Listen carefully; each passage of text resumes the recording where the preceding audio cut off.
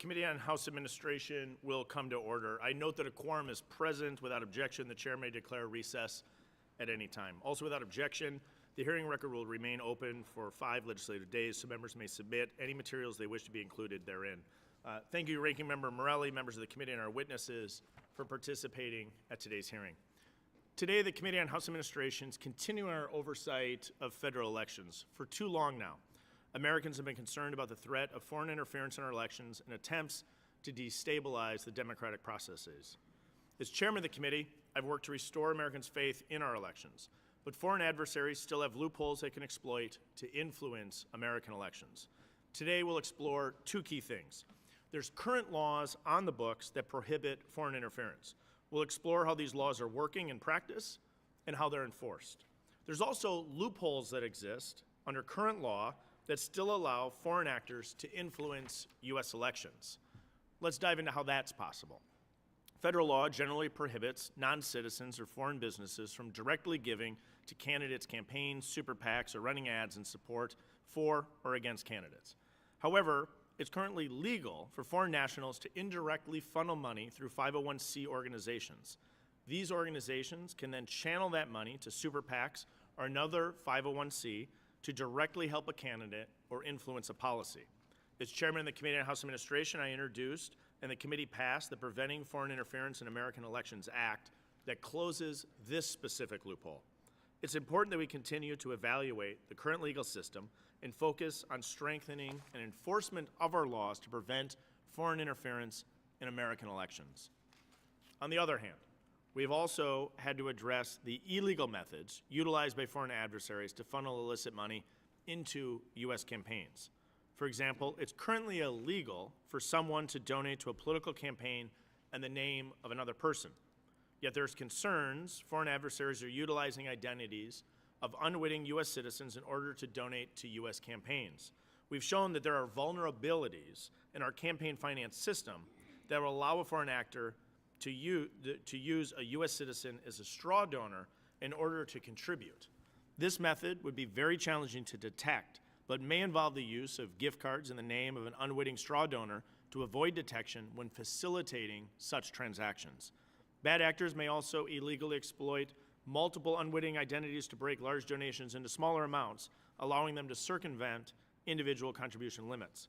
These efforts effectively disguise illegal donations and allow foreign actors to violate campaign finance laws that are currently in place.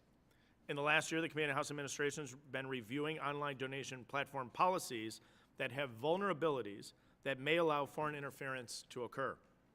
I uncovered recently major Democratic fundraising platform ActBlue did not automatically reject the use of prepaid gift cards or require users input the card verification value, the CVV, that's a 3 or 4 digit code on the back of your credit card, that could have been creating a loophole that foreign bad actors could have exploited. In August of this year, I wrote a letter to the Financial Crimes Enforcement Network, FinCEN, requesting information on its work to combat illicit election funding efforts, particularly from foreign actors. To this day, the committee has not yet received a response to our questions or a briefing from FinCEN. This is unacceptable. In October, I requested information from the Treasury Department on potential election interference through fraudulent donations and asked to review any suspicious activity reports related to ActBlue. The Treasury Department has yet to allow this committee or the Committee on Oversight, chaired by James Comer, to review those SARs. Following my investigation into the methods used by foreign adversaries to funnel money into U.S. elections, I introduced the SHIELD Act, which will prohibit political committees from accepting contributions without the disclosure of the CVV or from gift cards. I'm pleased to say that this bill passed the House and now awaits Senate passage. Unfortunately, foreign interference in U.S. elections is not confined to the campaign finance space. We've also seen foreign actors try to influence our elections through disinformation campaigns and cyber attacks. Foreign-backed disinformation campaigns take advantage of First Amendment protections and spread false and misleading narratives to undermine trust, polarize voters, and sway public opinion. This is a serious vulnerability.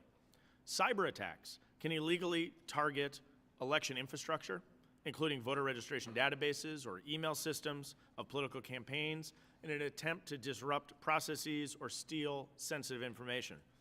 We saw an example of this during the most recent presidential election when President-elect Trump's campaign was allegedly hacked by Iranian nationals. We must ensure that America's election system is secure and fair. Democrats and Republicans agree that elections should be free from foreign interference. This should not be a partisan issue. It's imperative that we continue working to prevent foreign interference, and it starts with closing the loopholes that exist under current federal law. Throughout this Congress, this committee has worked to improve Americans' confidence in our election system. Again today, we'll focus on laws that are currently on the books to prevent foreign interference, as well as explore current loopholes that exist. There's more work to be done. I'd like to thank our witnesses for joining us today. I look forward to a robust conversation on these critical issues. I'll now recognize the ranking member, Mr. Morelli, for 5 minutes for the purpose of providing an opening statement. Good morning, and thank you, Chairman Stile. Thank you to all of our witnesses for being here, particularly so close to the holidays. We greatly appreciate your participation. At the outset, let me say, House Democrats care deeply about the integrity of our elections. That will always be our North Star. And foreign interference in our elections strikes at the very heart of democratic self-government. When we find opportunities to deter foreign interference and protect the integrity of our elections, House Democrats have worked and will continue to work to find bipartisan solutions. And as the chair referenced earlier this week, I was proud to support him in passage of H.R. 9488, the SHIELD Act, which will provide additional privacy and security protections for Americans who donate to political campaigns online.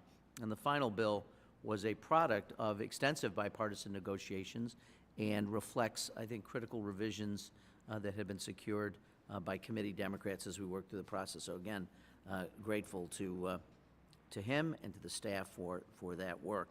Regrettably, however, today's hearing is not truly about only protecting and promoting election integrity, but an effort at additional partisan posturing. And as the majority appears fixated on Act Blue, the prominent fundraising platform, and the majority has made in the past some specious claims unaccompanied by facts, all smoke, in many respects, no fire. So if we truly care about deterring election interference, we would look in everyone's backyard. We would look in, and the Republicans would look in their own backyard. And I'll apologize if I missed this, but I have not seen an oversight letter or subpoena to WinRed, the prominent conservative fundraising platform, which was created in response to the tremendous success of Act Blue. According to CNN, WinRed had nearly 7 times more Federal Trade Commission complaints than Act Blue from January 22 through June of 2024. One 82-year-old woman who wore pajamas with holes in them because she didn't want to spend money on new ones didn't realize she had given Republicans more than $350,000 while living in a 1,000-square-foot Baltimore condo since 2020. But committee Republicans haven't said anything about that or the blatant scheme to swindle older Americans. Focusing on Act Blue is about politics, pure and simple.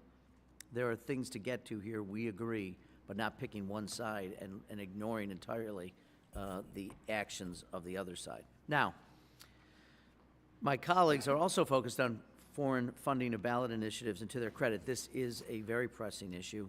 Some of the testimony before this committee seeks to blame the problem squarely on the shoulders of a single donor. But in my neighborhood, we'd call that something else, but here I'll just refer to that approach as malarkey. We all agree ballot initiatives are a basic expression of our uniquely American expression of self-government and experience with self-government. Without a doubt, ballot initiatives should be protected from foreign intervention. We agree. Federal campaign finance law bars foreign nationals from contributing or donating money in connection with a federal, state, or local election. In 2015, I note, however, 3 Republican commissioners on the FEC voted to dismiss an enforcement action brought against foreign corporate special interests who spent $327,000 to oppose a California public health ballot measure. In doing so, those Republican commissioners opened a loophole foreign special interests have exploited. For example, in Maine, a Canadian-owned utility funneled over $20 million opposing a Maine citizen ballot initiative in 2020, dwarfing all other spenders on that campaign. Similar outside foreign special interest spending defeated a local Oregon ballot measure opposing the development of a natural gas pipeline in 2017. And as we'll hear more today, foreign corporate money defeated a 2018 water quality ballot initiative in Montana. You'll hear from a native Montanan about the harms foreign corporate spending poses in ballot initiatives. A disquieting story of a foreign company that donated $288,000 to oppose the ballot initiative, which had, if passed, quote, would increase Montana's ability to avoid polluting the state's waters, end quote, to put profits over people.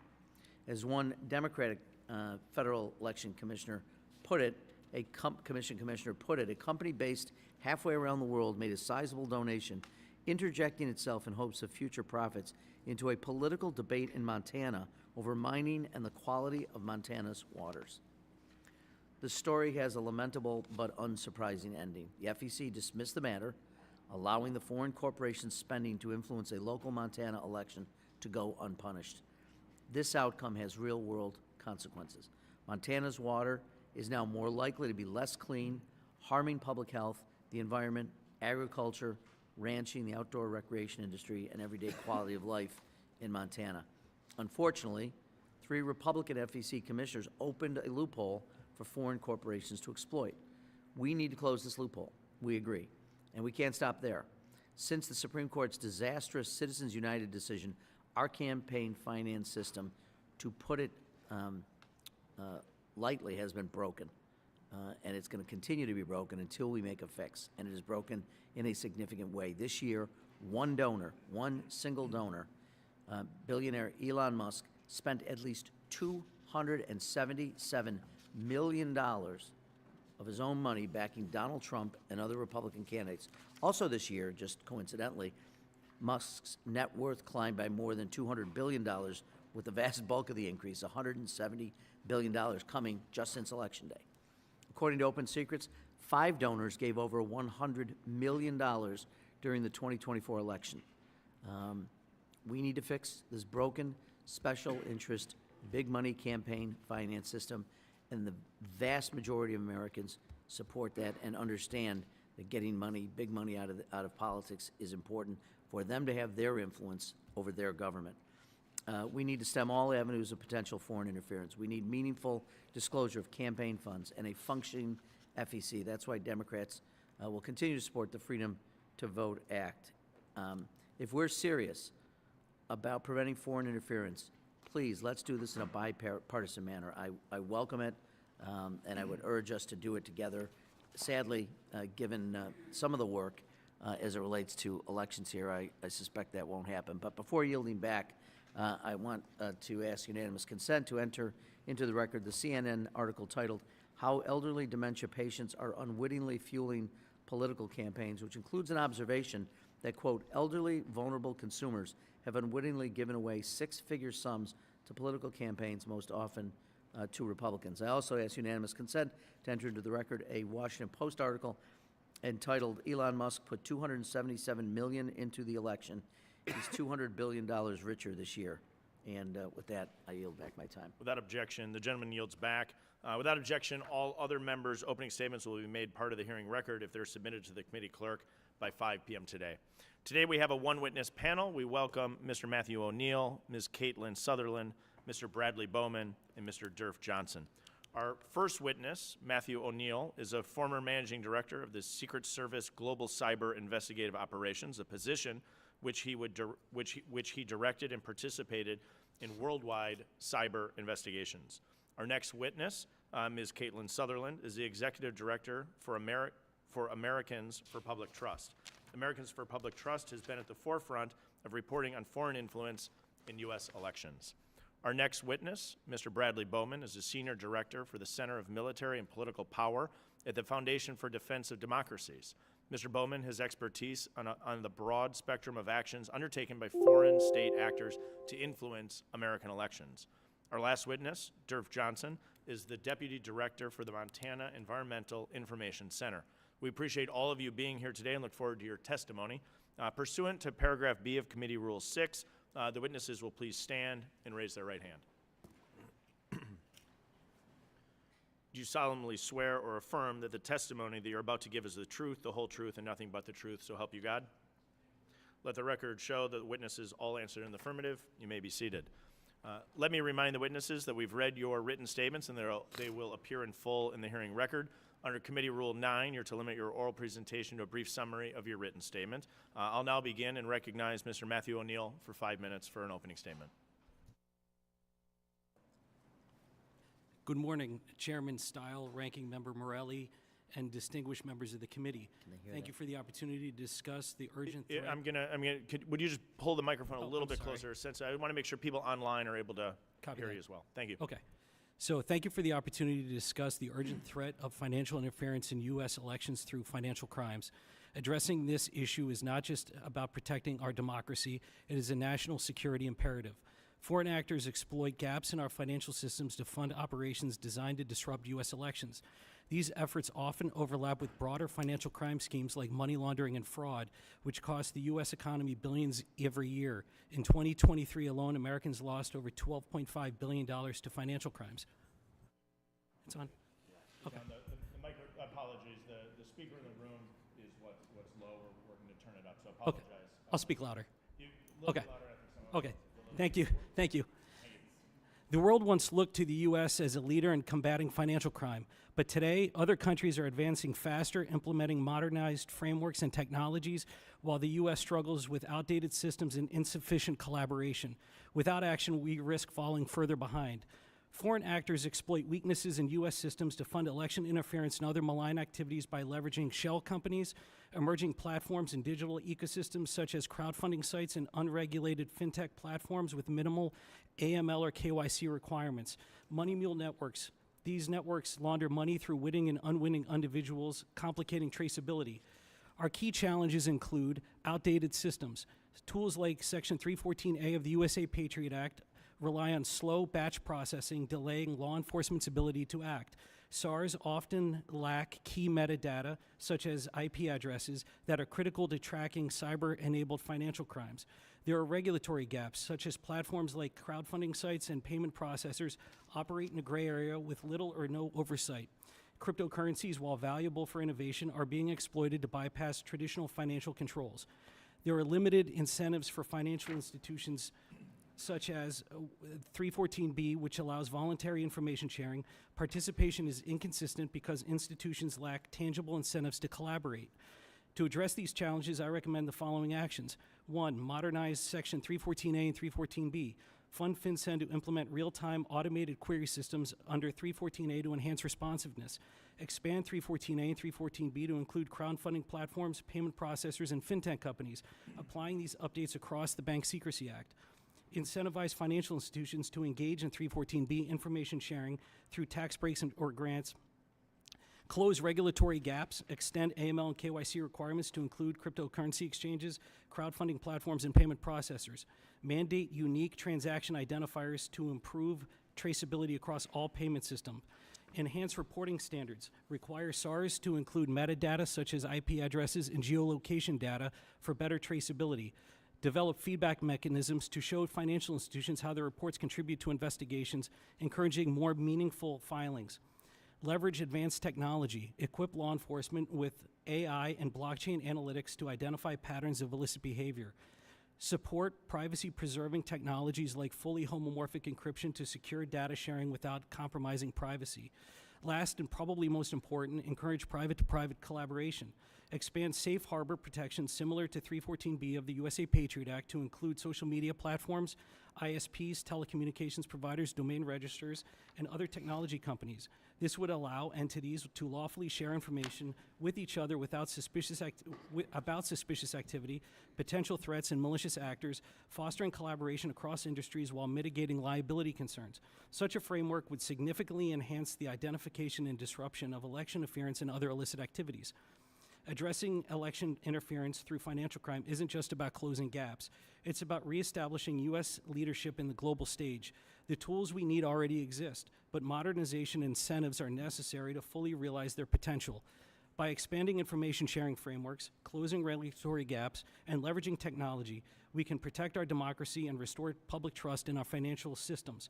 Thank you for your time and attention. I look forward to answering your questions. Thank you very much, Mr. O'Neill. Ms. Caitlin Sutherland, you're recognized for 5 minutes. And before you begin, the speaker in the room is the challenge for us. We're used to having it incredibly loud. The microphones are working, and those watching online are able to hear. Chairman Stile, Ranking Member Morelli, and members of the committee. My name is Caitlin Sutherland. I'm the founding executive director of Americans for Public Trust, a nonprofit, nonpartisan organization dedicated to restoring trust in government by holding politicians and political groups accountable. Since our inception, APT has devoted extensive resources to uncovering and publicizing outside money and influence in politics and policy, including tracing foreign dark money. I thank you for the invitation and opportunity to again join you to discuss the important topic of foreign interference in U.S. elections. The majority of Americans agree that foreign nationals should be prohibited from influencing our elections for 40 years. In fact, that has been federal law for 40 years. But unfortunately, federal law is inadequate when defining what foreign nationals can and cannot do. Essentially, foreign nationals are only prohibited from contributing to a candidate, committee, or super PAC, or participating in a campaign's decision-making process. This means foreign nationals can largely still influence a whole host of other election-related vehicles with zero repercussions. It is currently legal for foreign nationals to pay for get-out-the-vote operations, voter registration, issue advocacy, voter education, ballot harvesting, door knocking, like how the UK's Labour Party actively recruited British nationals to knock on doors to support Kamala Harris, and state and local ballot issue campaigns. Congress should act to close all these foreign influence loopholes. The issue of foreign nationals influencing our elections is not a hypothetical one, but a real and ongoing threat made easier when organizations like Act Blue have failed to put basic protections in place. As I've testified before, a significant source of foreign cash is flowing into our politics from Swiss billionaire Hans-Jörg Wyss, who is not a U.S. citizen, but whose goal is to, quote, reinterpret the American Constitution in the light of progressive politics, end quote. According to the New York Times, Mr. Wyss's, quote, political activism is channeled through a daisy chain of opaque organizations that mask the ultimate recipients of his money, end quote. But through a detailed accounting of publicly available records, APT has been able to trace that at least $250 million of this foreign money has been funneled through the Arabella Advisors managed 1630 Fund. 1630 Fund, the, quote, indisputable heavyweight of Democratic dark money, end quote, according to The Atlantic, receives this foreign money and then turns around and bankrolls political battles all across the country. How much? Well, in the absence of laws restricting foreign nationals from contributing to ballot issue campaigns, 1630 Fund has poured $130 million into ballot issue campaigns in 25 states. Ballot issues, while an important democratic tool, are also used to drive voter turnout to influence candidate races and often push the most extreme version of policies that would not withstand the legislative process. During the 2024 election cycle, 1630 Fund spent over $37 million in foreign-backed cash targeting ballot issues in Alaska, Arizona, Florida, Missouri, Montana, Nebraska, Nevada, and Ohio. 1630 Fund also heavily invests in super PACs, with their total giving approaching $90 million over the last 4 cycles. During this year's elections, their millions went towards financing competitive U.S. House races in Nebraska, Iowa, Montana, and Wisconsin, supporting a so-called independent U.S. Senate candidate in Nebraska, as well as propping up a libertarian presidential candidate to act as a spoiler to Donald Trump.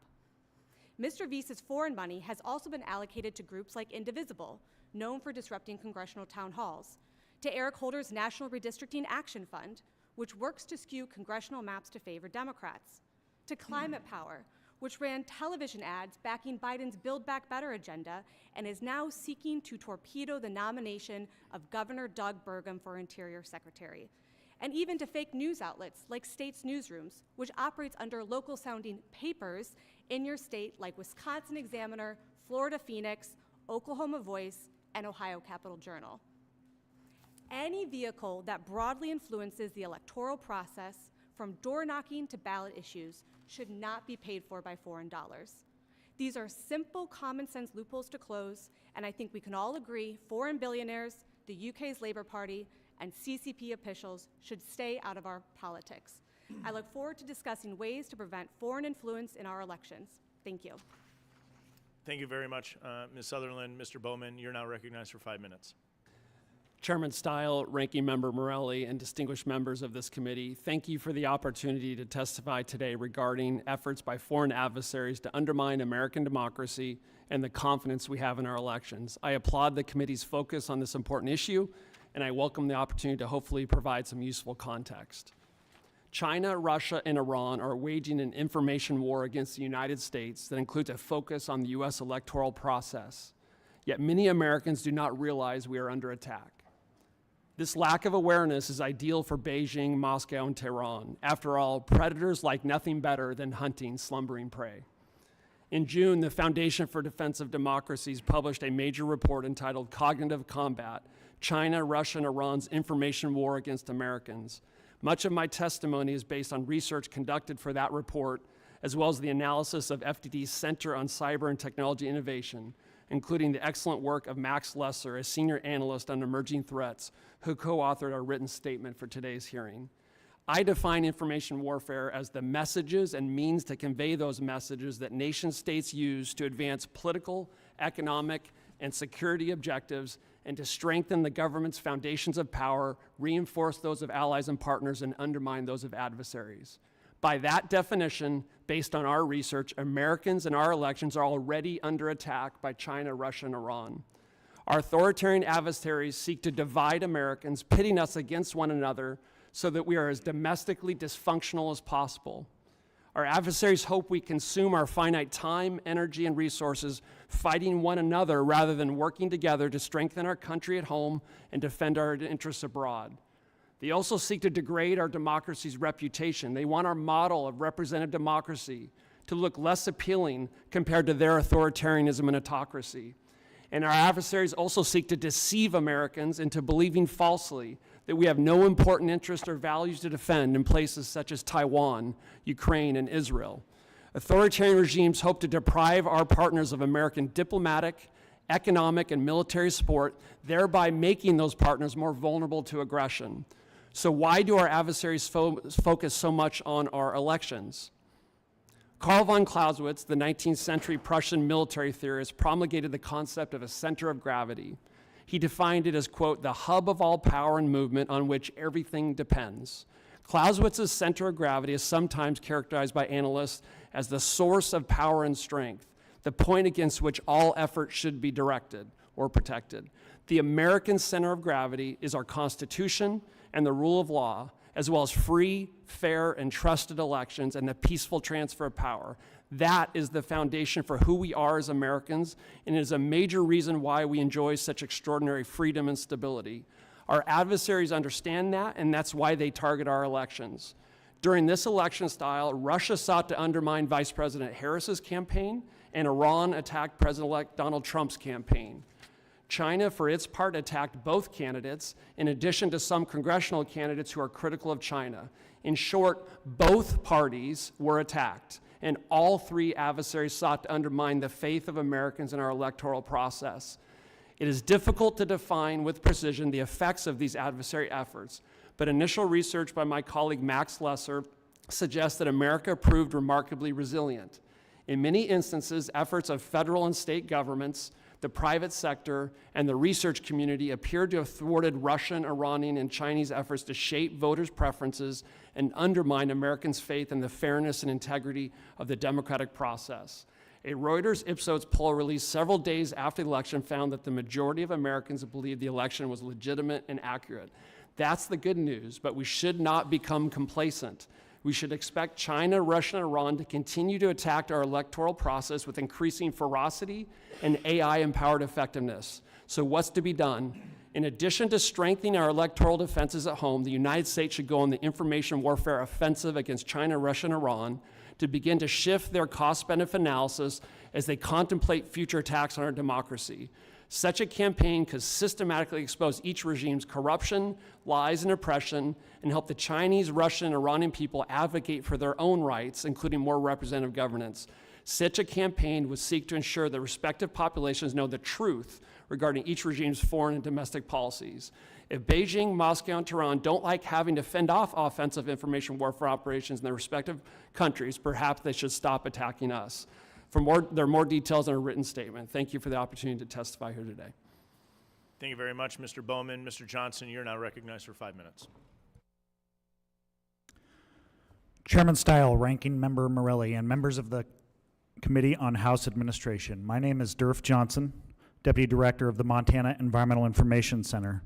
Thank you for the opportunity to offer my experience with foreign interference in U.S. elections today. I share your goal in assuring that Americans hold confidence in our electoral system. My comments will focus on the interference of an Australian corporation in a Montana ballot initiative. As a native Montanan, I hold a common sentiment of caring for and valuing the land we call home. Montana is the site of America's first national park and a robust flora and fauna that existed at the time of the Lewis and Clark expedition.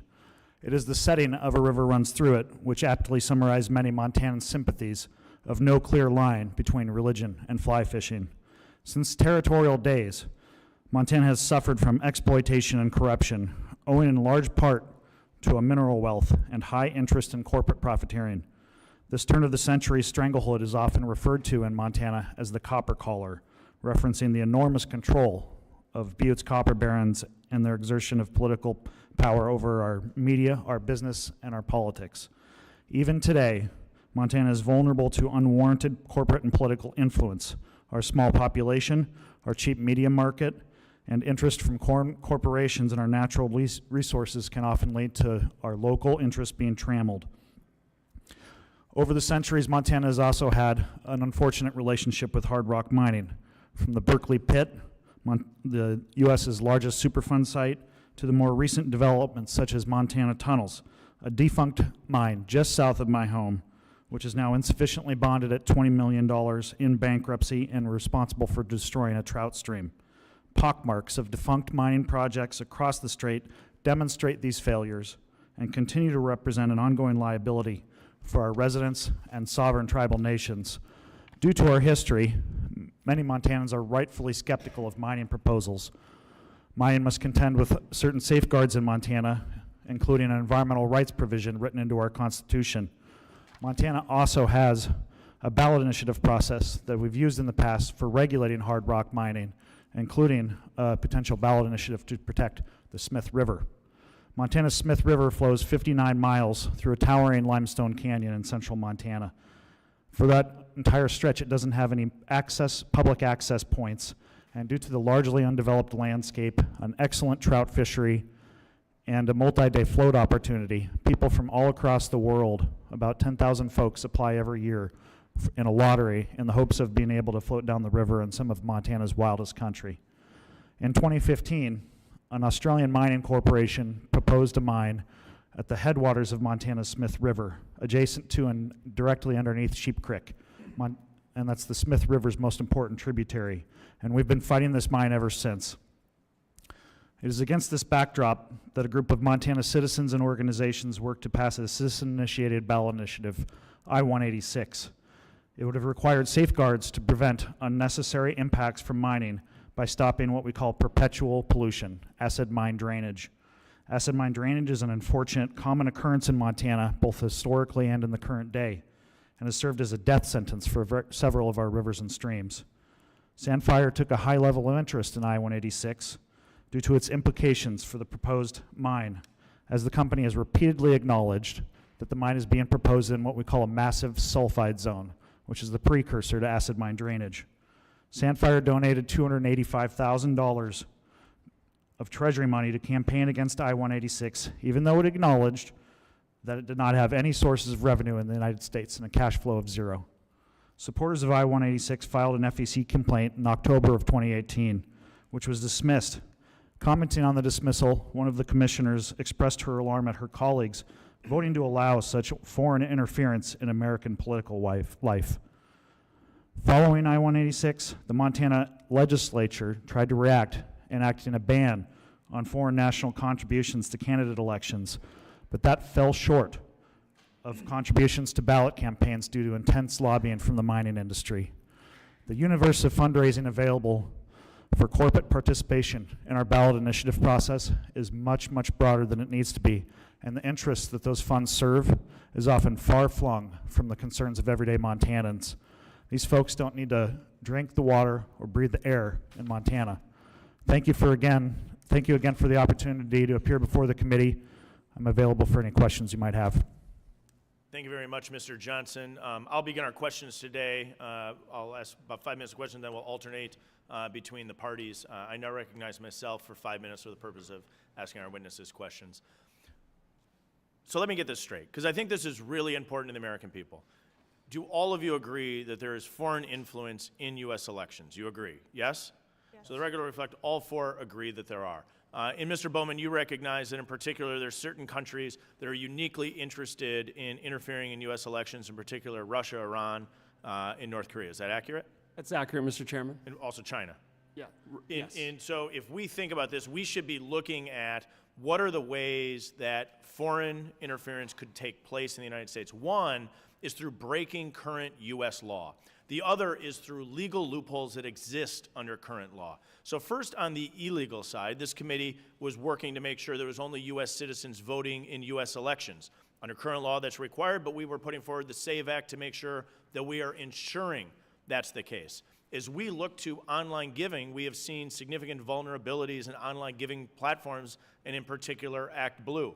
And so, Mr. O'Neill, would you agree that we should be working to close online vulnerabilities on an online giving platform, such as requiring a CVV number, banning the use of prepaid foreign gift cards? Are those logical steps that should be taken? Yes.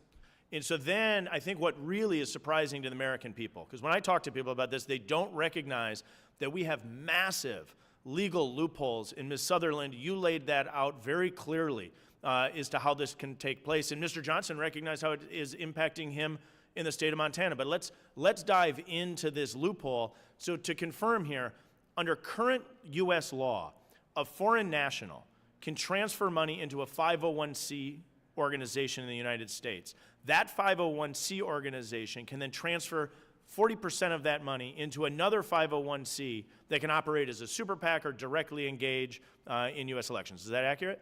Yes, And you think that that loophole should be closed? absolutely. I 100% agree. And then we also look at another loophole that exists, which allows foreign nationals to transfer funds directly into ballot initiatives. And I think this is missed by a lot of people, because what we saw in the last election is very important ballot initiatives in states like Ohio. We saw an important ballot initiative in states like Florida. And we saw foreign funds coming into those elections. Is that accurate? Yes. How much went into the state of Ohio for the ballot initiative from foreign sources in your estimates? So we've been able to trace into Ohio millions coming from foreign-backed cash into Ohio. And Ohio recognized the threat of that, and that's why they stepped up and they actually voted this year to ban foreign funding other state ballot But initiatives. to ban it going forward, but not to ban it historically. This money came into the state of Ohio under your research. Is that accurate? Yes, that's accurate. And did this money come into the state of Florida? Yes. And so is there any reason that Congress should not ban foreign money from coming into ballot initiatives in states across the country? Absolutely no reason to not ban it. Does anyone have an argument that we should not ban that foreign funds from coming into ballot initiatives? Any of our witnesses? The record reflect all of them agree that we should work to ban this. We have legislation to ban this at the federal level, and we continue to get caught up in the gobbledygook. But when you look at the impact that these foreign funds are having directly in U.S. elections, I think most Americans would be shocked. Because we know on the books a foreign national is not allowed to directly contribute into a U.S. candidate. Is that accurate, Ms. Sutherland? That's correct. But all they have to do is simply use the workaround and implement their funds and channel it through a loophole that allows those funds to come in and directly impact U.S. elections, correct? Correct. And so as we look at the impact that this has in our elections, how much money have you identified just one foreign individual spending in the past handful of years? Yeah, so Hans-Jörg Wyss, who's a Swiss billionaire and not a U.S. citizen, has contributed around $250 million into the 1630 fund. And then the 1630 fund turns around and spends it on a whole host of activities. And I think when the American people realize that this vulnerability exists in our U.S. election system. And as Mr. Bowman pointed out, not only may there be rich billionaires across the globe, but there could be state actors that could engage in this. We could completely envision this same technique being utilized by a Chinese national, a North Korean national, a Russian national, who has a direct interest on U.S. policy. We go back and we look at the array of groups that were interested in killing the Keystone XL pipeline, and we have seen Russian action as it relates to energy production across the globe. Is that accurate, Ms. Sutherland? Yes.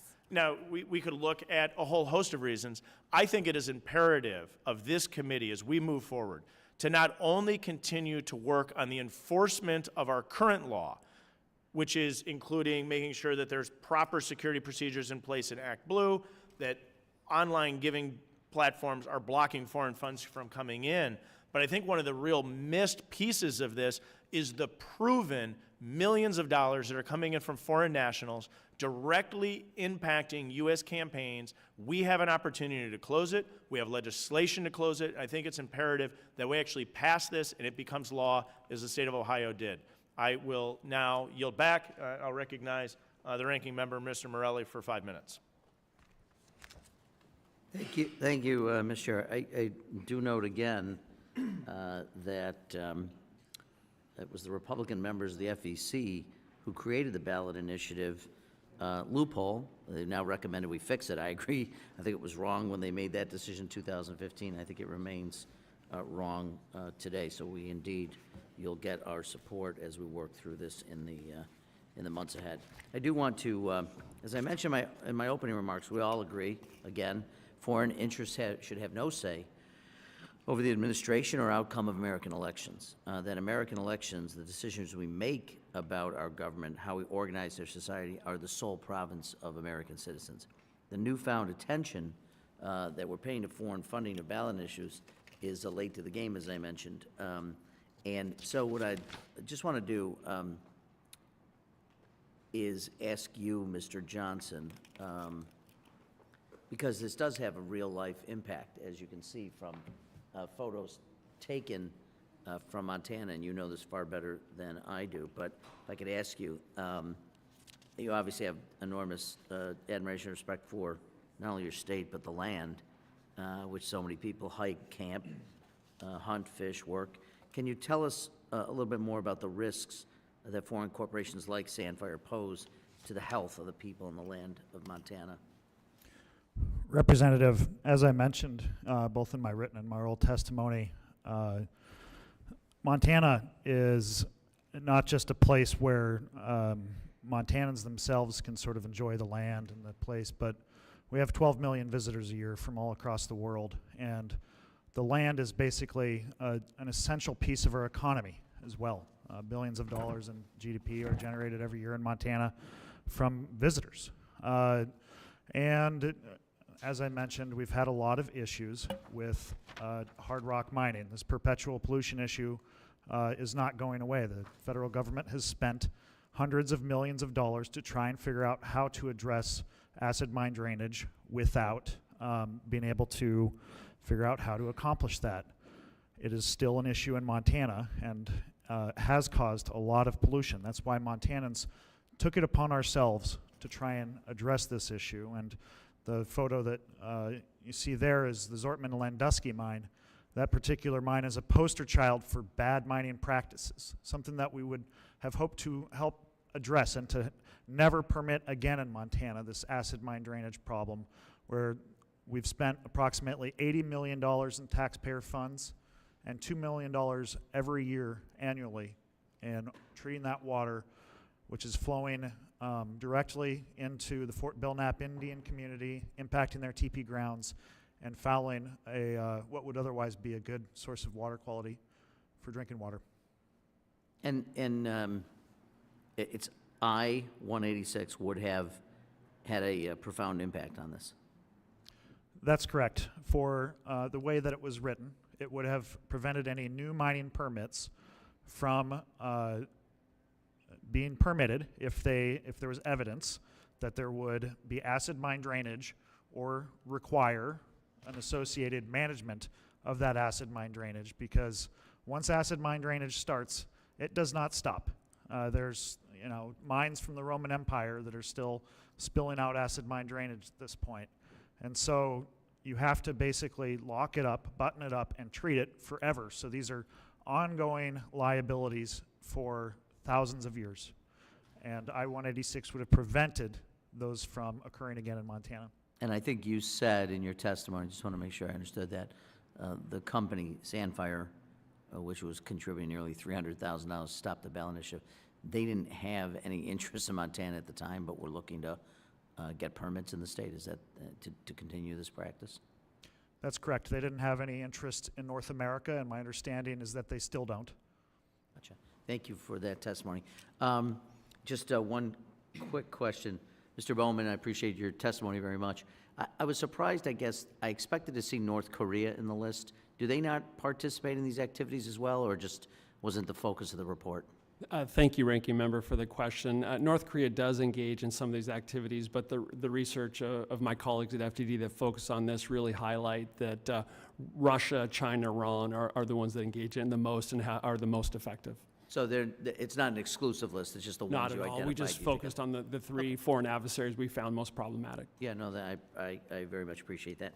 Thank you. Before I yield back, I'd like to ask unanimous consent for the following items to be added to the record. A Business Insider article titled, "The Montana Man Spends His Days Shooting at This Montana Man Spends His Days Shooting at Birds That Land on a Toxic Lake to Save Them from Burning Inside Out." The Montana Supreme Court decision, Western Tradition Partnership, Inc. versus the Attorney General of Montana, which includes an extensive discussion of Montana's history with well-financed corruption in the mining industry. March 18, 2015, vote certification in MRU 6678, in which 3 Republican FEC commissioners created the foreign money ballot initiative loophole. The FEC enforcement complaint in MUR 7523 filed by Yes for Responsible Mining, and Commissioner Ellen Weintraub's statement of reasons lamenting the FEC's dismissal of the complaint in MUR 7523 without objection. Without objection, so ordered. I yield The back the gentleman balance yields of my time. back. Thank you, sir. Mr. Griffith is recognized for 5 minutes. Thank you very much, Mr. Chairman, and thank you so much for calling this important hearing. A couple of comments in response to my friend and colleague, the ranking member in his opening. If WinRed is doing something to make it easier for foreign actors to donate by having massive numbers of small donations sent in, more than happy to look into that, as well as Act Blue. Have no problem with that. Further, I would point out that while you mentioned Elon Musk, who is a U.S. citizen, you didn't mention George Soros, who also is a U.S. citizen, but both of those have given money and each side gets one. Sometimes y'all get more than we do, but when it's U.S. money, that's not the focus of this hearing.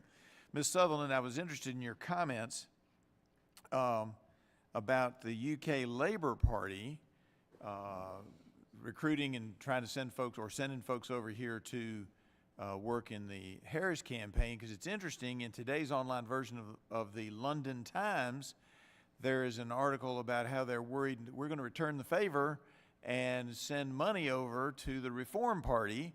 And so now they're looking at tightening up their laws related to foreign activities in the UK. I don't have personal knowledge, but that's according to my reading of this morning's London Times online edition.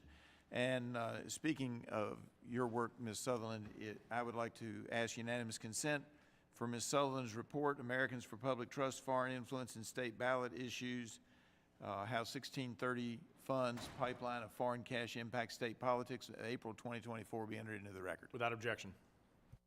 All right, that being said, Mr. O'Neill, the Virginia Attorney General J.C. Mieres is looking into Act Blue and whether online fundraising entities are following federal law and preventing foreign actors and other prohibited donations from entering U.S. elections process.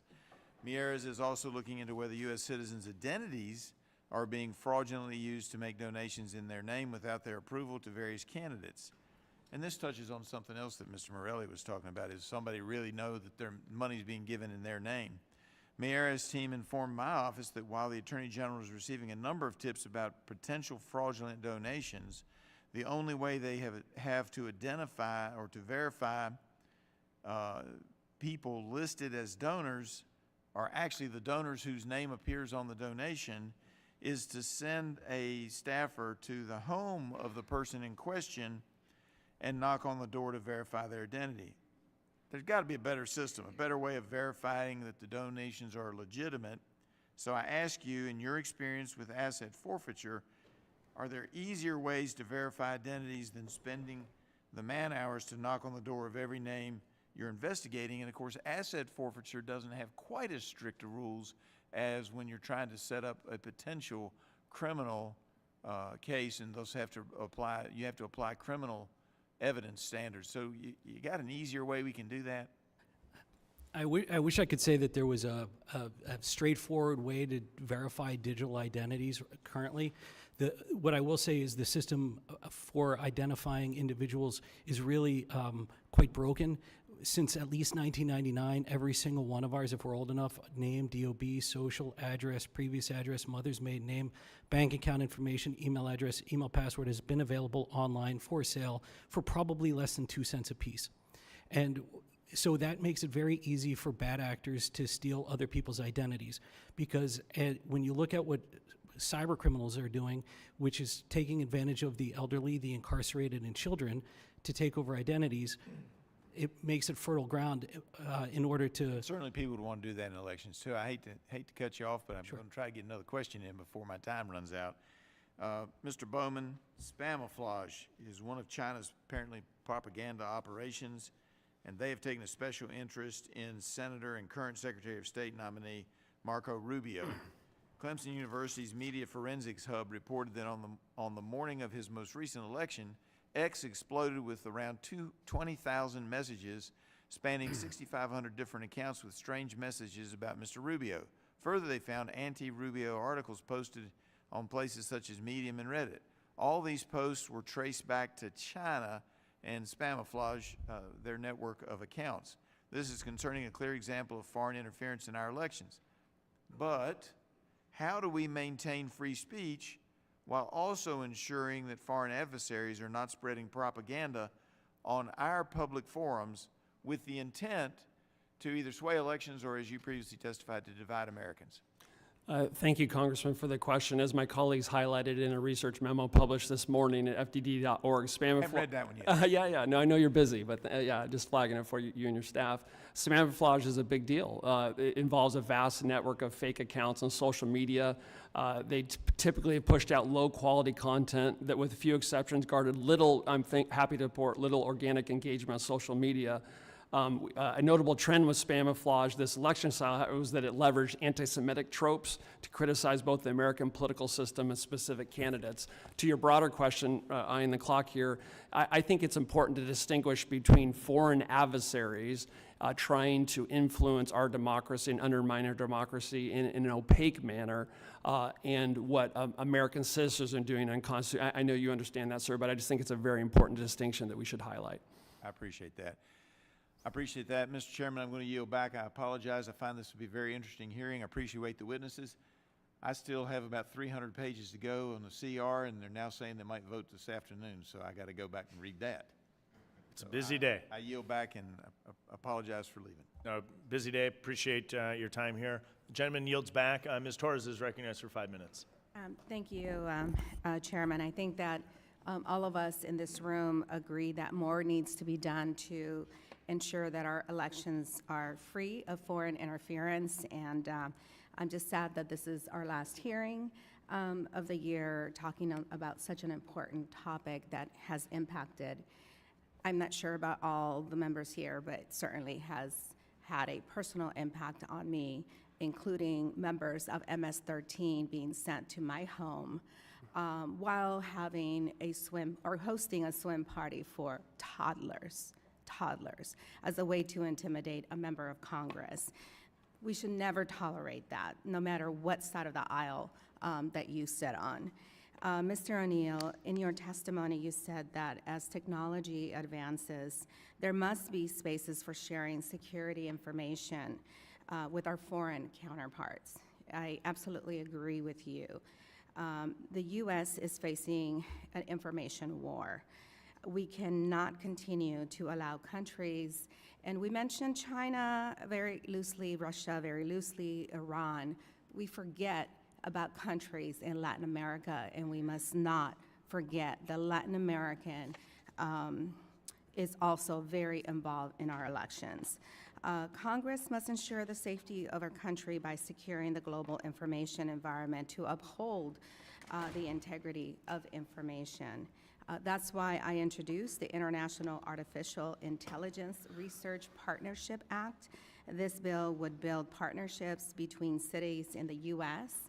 and our allies across the world to ensure that the next generation of AI tools enhance security and protect freedom.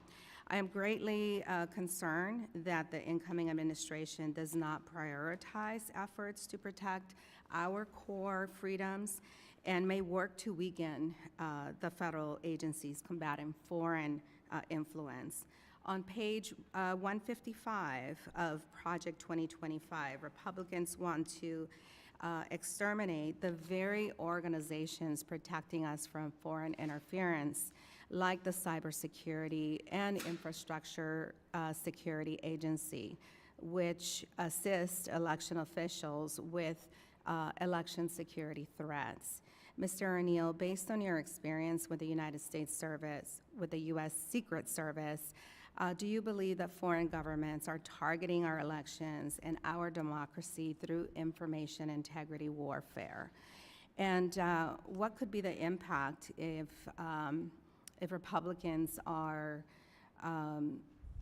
continued on this process of defunding or completely eradicating government entities that help us combat malign influence? So when I was with the U.S. Secret Service, we investigated several cases. One in particular was a Russian individual that was leveraging fake identities to create infrastructure in the United States, specifically servers, in order to launch misinformation campaigns through social media platforms. And we leveraged the wire fraud statutes, bank fraud statutes, identity theft statutes in order to charge him. So he was part of a Project LOTFA or something like that in 2018 and 2020. And we saw many other cases that were similar to that. One of the challenges that I fear is that the United States is still, as a country and as small, mid-sized businesses and large businesses, are unprepared to handle cyber attacks. In 2002, Congress strengthened the ban on foreign interference, specifically to prevent foreign actors from influencing the outcomes of our elections. And I'm troubled by the lack of meaningful enforcement of this provision by federal law by the FEC. This past year, the FEC acted on less than half of the cases involving potentially illegal foreign interference. This inaction appears to be driven by partisanship. Almost every matter the FEC has not pursued is associated with a former president. And this is where we need to be Americans first, and not relegate our duties to our parties. I want to include for the record here, Mr. Chairman, I request unanimous consent to submit the statement on behalf of the Citizens for Responsibility and Ethics in Washington. Mr. Chairman. Without objection. Thank you. And lastly, my question to you is, do you agree that the FEC should be investigating credible allegations of foreign interference in our elections? Ms. Sutherland? Yes. Thank you. Mr. Bowman? Not my area of focus, but that makes sense, Congresswoman. Thank you. Of course, this is a common sense that we all agree on. When the agency is tasked with protecting our campaign finance system is broken, creating loopholes and failing to investigate credible allegations, we not just fail ourselves, we fail our electorate. And with that, I yield back. The gentlelady yields back. Ms. Bice is now recognized for 5 minutes. Thank you, Mr. Chairman and Ranking Member, and thank the witnesses for being here this morning. First, let me start out by saying the Ranking Member mentioned issues with large donations coming from individuals that may or may not be able to afford that. And the reality is that oftentimes these folks are setting up a reoccurring donation and don't realize it because they may not be familiar with that, but they also have the option to ask for a refund, and oftentimes they do. And if you look at many of our FEC reports, those individuals are getting their dollars back. I want to first start out by addressing Mr. Johnson's opening statement. You talked about this very serious issue that you have in Montana with mining, but the reality is that's a state issue, and the state legislature, me having been a former state senator, they should be addressing that. I don't think that that's something that necessarily Congress needs to engage itself in if it's a state prerogative. I also want to, recognize that fair and transparent elections are crucial, and that's on in every avenue. And I'm glad to see that my friend from Ohio, Rep. Kerry's legislation was signed into law. The congressional election observers will be protected by federal statute, and I also want to thank the staff who volunteered their time this last election to be part of that process. I want to start with Ms. Sutherland. You talked a little bit in your opening statement about Hans-Jörg Vess. Can you describe a little bit more about the 501c4 organizations that he participates in? And particularly, you caught my attention because you mentioned Oklahoma Voice and their engagement with that. I wonder if there are other ballot initiatives that they may be engaging in the state of Oklahoma, but I'd love to know a little bit more about the organizations. Absolutely. So Hans-Jörg Wyss, as I said, is a reclusive Swiss billionaire. So reclusive, he's probably very bothered that we are having this hearing and exposing his pattern of giving, because it is difficult and complicated to track. Most of his foreign money comes through a group called the Burger Action Fund, which the Associated Press described as a nondescript name for a group with a rather specific purpose, steering the wealth of a foreign billionaire into the world of politics and policy. And yes, we have seen his foreign money, pop up in many things, including giving to State's Newsroom through the Wyss Foundation, which operates the Oklahoma Voice in your state. Also, his foreign money has been traced to all these ballot initiatives. Through the 1630 Fund, we've seen over $130 million in 25 states over the last several election cycles. Can you talk about what specifically some of those ballot initiatives are? Yes, so just this year, in 2024, we were able to trace $37 million in foreign-backed funds coming into 8 competitive ballot issues, focusing on issues like abortion, minimum wage, and election policy, like what happened in Ohio. Perfect. Mr. Bowman, if I can pivot to you, what are the most concerning tactics that our foreign adversaries are using to influence U.S. elections? Thank you, Congresswoman, for the question. Russia's most significant operations in this election cycle involved a series of hoax videos published in the weeks before the election, several of which went viral. Fortunately, I would say the U.S. government promptly responded in many cases, as some of my colleagues noted. In one instance, a fake video depicting someone burning ballots in Pennsylvania was debunked by local election officials on the same day the video was posted, and the federal government released an official statement 2 days later attributing to Russia. Iran's most significant activity involved, as was mentioned, the hack and leak operation targeting the Trump campaign. While Iran successfully compromised sensitive materials from the Trump campaign, mainstream media outlets did not publish this information. Iran also targeted swing states and minority groups through a series of fake websites, but those do not appear to have gained significant traction for the most part. Finally, China, as we mentioned already earlier, focused on its flagship influence operations with spamouflage. And so if I may, the main point here, I think, is that we're all under attack, right? So we should remember that, right? Because if I may, they want us to make this a partisan fight, because then we'll be divided and distracted and weak. And we're all under attack, and so it's like when your family's attacked, right? All that matters is your family's attacked. The family comes together, you work together to solve it. So this is absolutely, in my view, a national security issue, and we make it, it would be a mistake to make it a partisan one. Perfect segue into a quick last question, and that's to Mr. Neal. What do you think legislatively we could be doing to actually make sure that our elections are more secure moving forward? I think primarily it's bringing more of the tech, the new fintech and payment systems into the AML regime in order to have more KYC so we can understand how money flows, and so therefore we can take enforcement action. Great. Thank you. And with that, I yield. Congressman Biceyld's back. Congressman Kerry from Ohio is recognized for 5 minutes. I want to thank the chairman. I want to thank the ranking member for this important hearing, and also thank all the witnesses for being here. Ms. Sutherland, I want to touch briefly on a couple things because we're going to talk mining. But if you could just talk to me a little bit about on the same day that Governor DeWine called for a special election in Ohio earlier this year, and the 1630 Fund literally that day wired $6 million to the proponents of Issue 1. Can you just talk a little bit about that?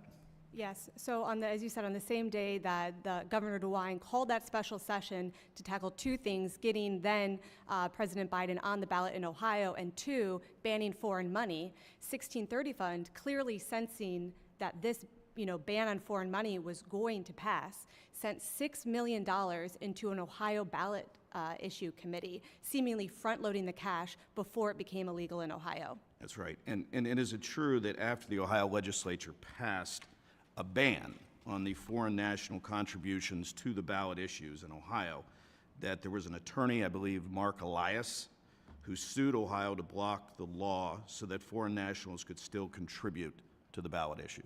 That's absolutely correct. Mark Elias, he's been very busy this election year, denying results in the Pennsylvania Senate race, as well as defending that foreign money should be allowed to come into Ohio. And just weeks after the Ohio legislature passed that ban, he turned around and sued the state of Ohio, arguing that foreign nationals should be able to contribute to ballot issues. Fortunately, the Sixth Circuit recently upheld that decision and said that the law can go into effect. I want to thank you. All right, Mr. Johnson, we're going to go to you. Does your organization take any foreign money, whether directly or indirectly? Representative, I do not believe so. I checked in with our business manager, and for the past... So you don't know whether you take it directly or indirectly? You don't know? We don't receive So let me any ask you foreign this. money. Are you aware of the Surface Mining Control Act that was passed in 1977? I am. And tell me the laws as it relates to bonding in the state of Montana. The laws in Montana require bonding for coal mining, which is different from what I'm here to talk So about you're saying today, the which acid is mine hard rock drainage mining. that from the tunnel in your testimony, the tunnel mine was not from coal mining? No, that was not, and so we don't typically have, in my experience in Montana, acid mine drainage associated with from coal something mining other as than you coal. might in the East Coast. So This let's is more let's of go a on to hard this. rock mining issue. So I would really like to know whether you can actually, and if you could get back with our teams on this, whether you indirectly or directly take foreign money at all, because I don't know whether you're aware of this, but on December 3rd, China announced that they were going to ban several very important hard rock minerals and critical materials that are necessary for manufacturing in this country. And there's nobody that wants to make sure that we don't explore our natural resources more than the country of China or any other foreign entity. So if you could get back to my team just to make sure that we don't have, any issues with that, because we do have a very good bonding system in this country as it relates to mining. And, my dear friend, Mr. Morelli, showing those pictures, I would like to take you to some of these mines across the country that I've been in many, many cases. And they're bonded, they're clean, they're reclaimed, and that's what we need to be doing. We need to be exploring our natural resources. So I just wanted to point that out. I'm going to go real quickly, though, because I've got very limited time, Mr. Bowman. We had a tough weekend in sports. Navy beat us, right? That's right. But Go Army. we are seeing foreign adversaries single-handedly trying to influence our election outcomes. So to what extent are foreign adversaries coordinating with each other to influence these U.S. elections? Thank you for the question. I'll try to be quick. I think one of the most significant, as someone who focuses, frankly, on foreign defense policy, I think one of the most significant geostrategic developments we're confronting right now is a growing axis of aggressors where we have China, Russia, Iran, and North Korea working together in ways we have not seen before. I don't think we've encountered anything quite like this in modern American history, and I think this has ramifications for our defense budget, our foreign policy, and policies here at home. And what we've been describing about what China and Russia have been doing, they're going to be sharing those tactics, techniques, and procedures with Iran and North Korea, and they're all going to be more effective together in the future. And I think we need to see that collaboration for what it is, and that's going to make these challenges more daunting in the future. I want to thank you again. I want to thank all the witnesses. Mr. Chairman, I yield back. The gentleman yields back. Before we recognize Mr. D'Esposito, I'd like just to recognize Mr. D'Esposito's hard work on this committee. You were spectacular. You brought in a background from a time as a New York police officer and detective, in a particular period of time when we had work to do with U.S. Capitol Police, with crime in D.C., in this hearing on foreign interference and election law. You've been a spectacular member of this committee. And your time here will not be unnoticed as we look at the history of this committee. But just want to thank you for all your hard work on this committee and your time in Congress. And now I will recognize Mr. D'Esposito for 5 minutes. Thank you very much, Mr. Chairman. It's been an absolute honor to serve on this committee with all of you, and I hope my time on this dais is not over. Before I continue, I'd like to submit for the record a letter from People United for Privacy in support of H.R. 8399, which is the Donor Privacy Protections in Foreign Influence Act, which is a piece of legislation by Chairman Stile. Without objection. Thank you. Mr. Bowman, in your opening statement, I think that you said some things that are critically important. And I think that very often we have these hearings and they are talked about on Capitol Hill and in our offices. But this is a hearing that I hope the American people are listening to at home, in their living rooms, around their kitchen table, because it is that critically important. You mentioned in your opening statements the idea that this country is already under attack. You mentioned countries like China, Russia, Iran, North Korea. I mean, these are our biggest adversaries. These are our greatest threat to our homeland. And there is no question that we are under attack. There is no question that we are already at war. And I think that a lot of the things that we talked about this morning are very important. But I think what I want to focus on is how this affects the people back home. Because very often people say, well, it's not happening in my backyard, it's not happening in my county, my vote is the one that counts. And, you know, we've heard when President Trump has said that we are under attack, when President Trump has said that there is foreign influence in our elections, we've been told very often by the other side of the aisle that that's not really the case. Can you talk to us about specific evidence and tactics? And I know that there was a hoax that was mentioned, but I'm sure you have many more. I want us to deliver to our neighbors back home exactly how their vote is threatened by these adversaries like China, Russia, and Iran.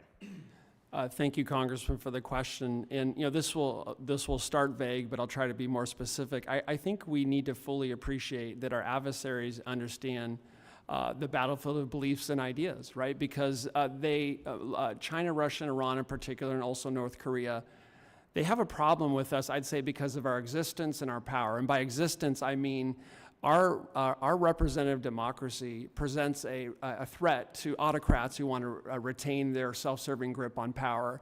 And it conveys to the Russian, Chinese, and Iranian people that there's a more appealing governance model. So just by being ourselves, our small d democratic selves, we threaten their autocratic grip on power. And our power, the fact that we have the most capable military in the history of the world, presents a problem for aggressors like China, Russia, and Iran who want to conquer our partners. So if they can deceive Americans into saying that we have no principles of interest in standing with Taiwan, Ukraine, or Israel, they can sideline our American power, and they want to decide who represents us in Washington. They want to decide what our policies. I say they should butt out and that Americans should decide, and the first step to having them butt out is realizing that they are trying to manipulate what Americans think and determine who represents us in Washington, what our policies be, and that's wrong, and we need to wake up to it. And based on evidence and the investigations that you have done, is there one party that has been more influenced by foreign adversaries in our elections than the other?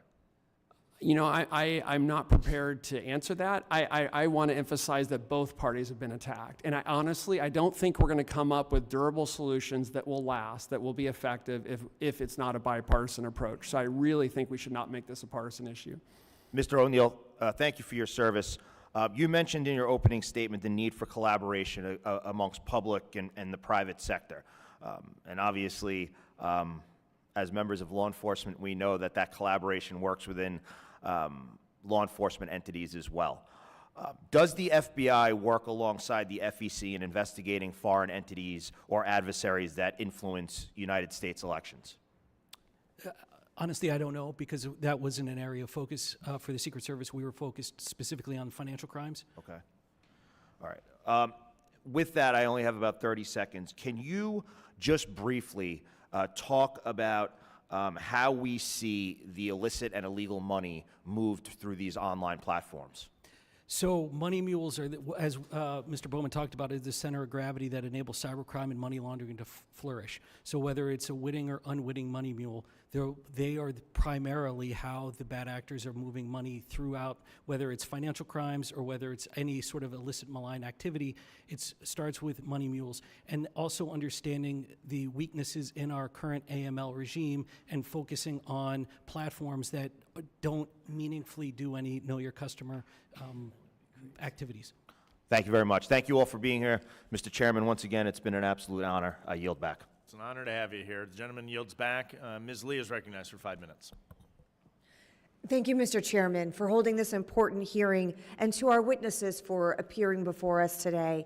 As chair of the House Administration Subcommittee on Elections, promoting American confidence in the integrity and security of our elections is a key priority, and identifying the ways in which foreign actors may be influencing and involved in our election system is of paramount importance to the American people. So thank you for being here.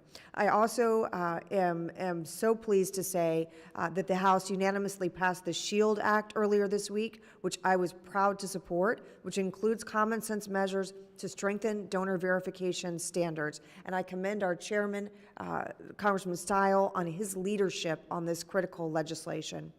I'd like to go back, Ms. Sutherland, to you to begin. The testimony that you have given today about your organization and the report that tracks the 1630 Fund is so important in helping understand the ways in which these loopholes exist and allow foreign governments to influence our elections, including voter turnout.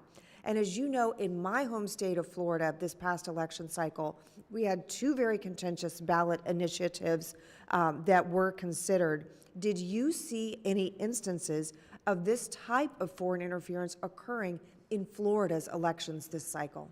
Thank you for that question. Yes, we actually did see it on the issue related to codifying abortion rights in Florida's state constitution. So again, we were able to trace that over $14 million in foreign-backed funds came into Florida to influence your state's constitution.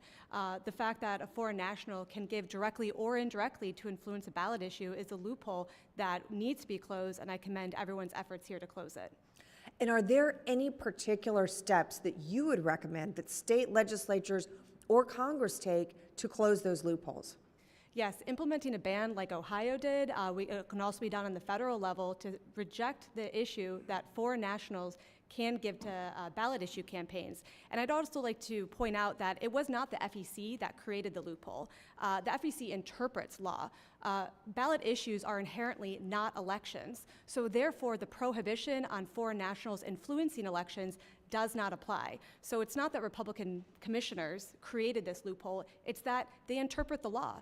And currently, there is no law on the federal level, and in most states, that say foreign nationals can't give to ballot issue campaigns. So it's a simple, common sense measure to implement, and I really look forward to tackling this issue again next Congress. Thank you.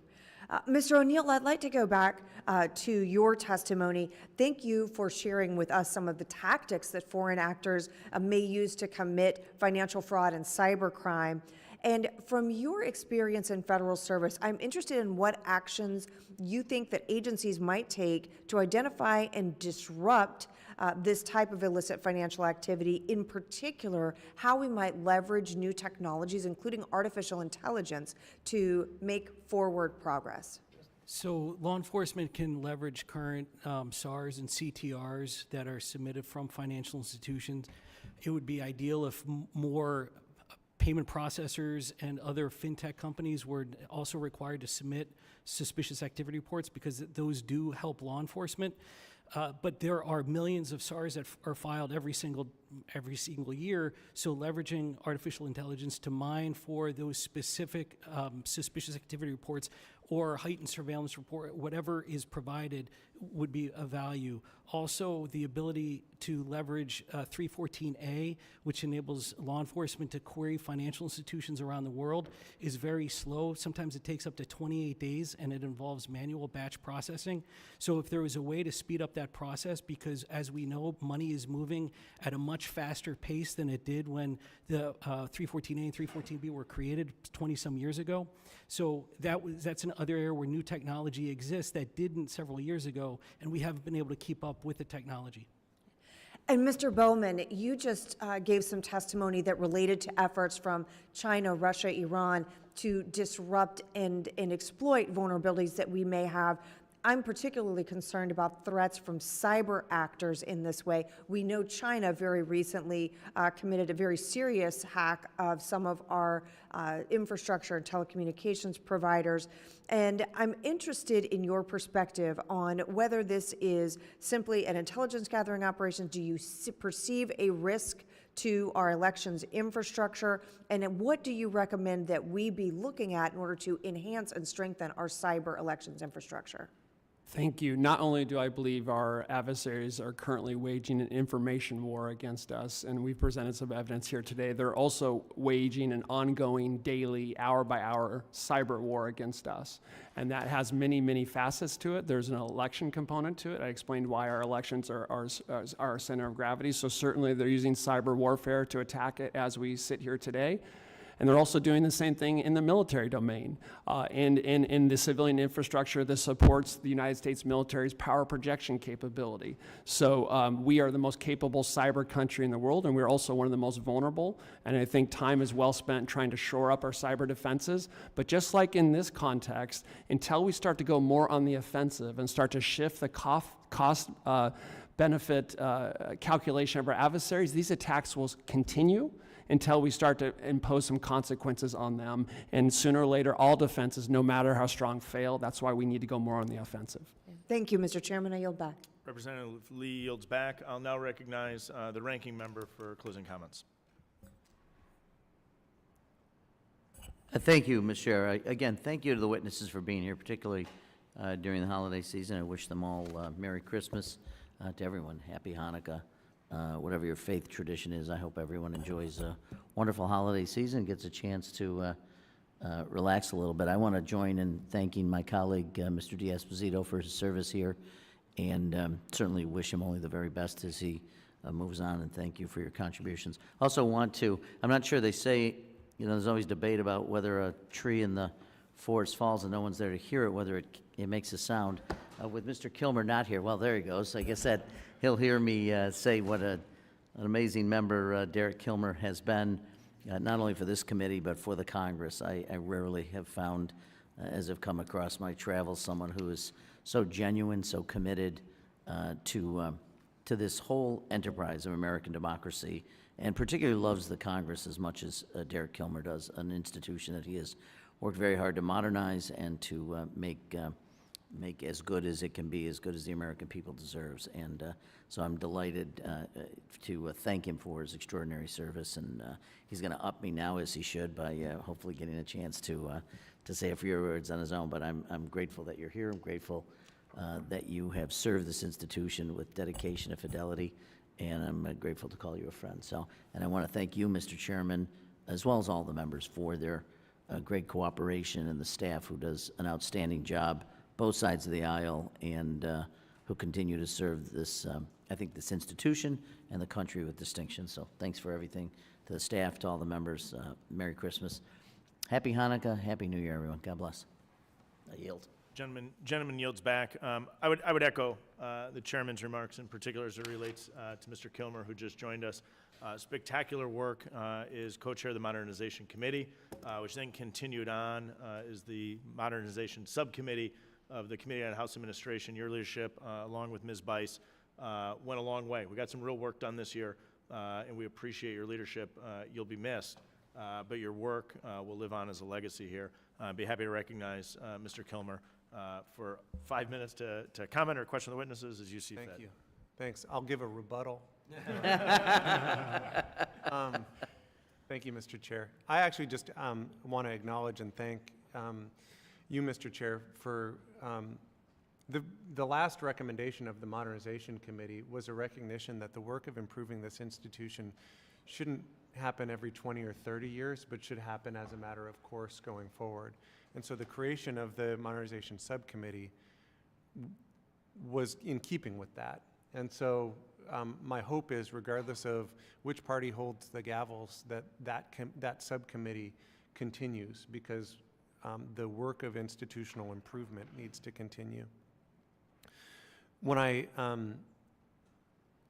was asked to lead that committee, someone gave me a graduation speech that John Gardner had delivered at Cornell University in 1968. He had been a Lyndon Johnson Secretary of Health, Education, and Welfare. And he talked about the importance of institutional stewardship. And when he gave the speech, he talked about two perils that face institutions. He said institutions suffer from uncritical lovers who deny an institution the sort of life-giving eye toward improvement that's necessary for organizations to get better. And second, he said institutions suffer from unloving critics, people who treat institutions like the piñata at the party and have an eye towards demolition rather than towards improvement and construction. And we see that in this institution quite a bit. And I think the thing that, and what John Gardner suggested, is if we really care about institutions, then we have to be loving critics of them, that we have to view our institutions through the lens of loving criticism.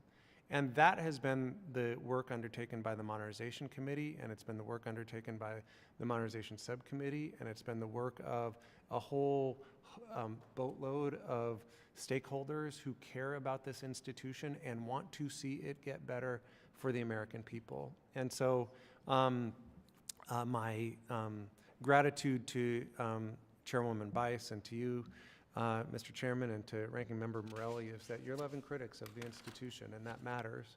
And my hope and my plea to you is that the work of the subcommittee is allowed to continue with that eye towards loving criticism and institutional improvement. And it's been an honor to get to serve with you. So thank you, and I yield back. Gentleman yields back. It's been an honor to serve with you as well. We appreciate your work, and I think there is a need to continue to work to modernize this committee. While sometimes we have good, strong policy disagreements on important topics, I think we've also shown an ability to work together on really key policies. And today's hearing, I think, is a true example of that, that we identified a number of areas in legislation that's essential for the country to make sure, in this case, that we're ensuring U.S. elections are for U.S. citizens and not allowing foreign interference in our elections. Appreciate your work, Mr. Kilmer. Your work, Ranking Member Morelli. The work of this committee will continue, but in the new Congress. And so thank all the members, and in particular, as it relates to this hearing, as we come back, I thank all of our witnesses for sharing their expertise today. There may be additional questions from some members of this committee, and we'd ask you to respond to those questions in writing. Without objection, each member may have 5 legislative days to insert additional material into the record or revise and extend their remarks. If there's no further business, I thank the members for their participation. Without objection, the committee stands adjourned.